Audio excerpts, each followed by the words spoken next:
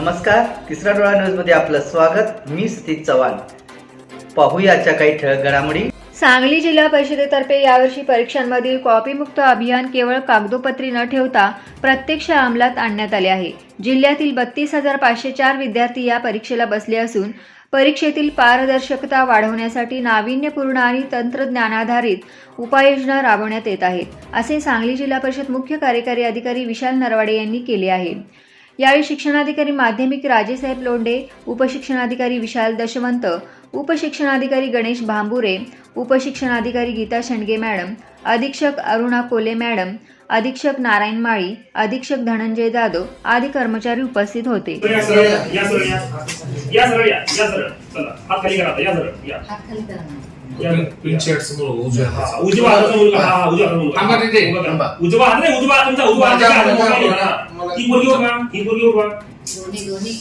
विरुद्ध बाजूला नाही, विरुद्ध बाजूला ही मुलगी उभा, ही उठवा, त्याच्या समोरचा मुलगा उभा, त्या समोरचा, या समोरच्या मुलाला याच्यावर कॉपी शिरायला लाल सैने हा केव्हाचा रेकॉर्डिंग केव्हाचा मागच्या बोर्डला शर्टच्या बोर्डला ठेवून येते, त्याच्यावर कॉपीचा शेरा लिहिला गेला पाहिजे। ठीक आहे। नमस्कार। आजपासून राज्यभर आणि सांगली जिल्ह्यातही बोर्डाच्या परीक्षा 12वी आणि 10वीच्या सुरुवात झाली आहे। आज पहिला दिवस इंग्रजीचा पेपर होता।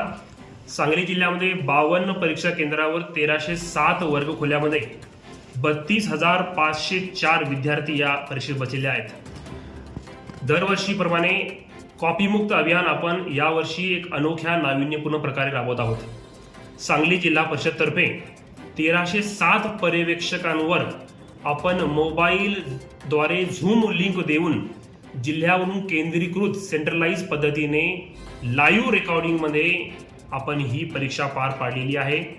आजपासून सुरू होणाऱ्या ते 18 मार्चपर्यंत जवळपास 1.25 ते 1.5 महिना चालणाऱ्या सर्व परीक्षेमध्ये संपूर्ण कालावधीसाठी म्हणजे 3 तास चालणारी परीक्षा ही सतत रेकॉर्डिंग केली जाणार आहे।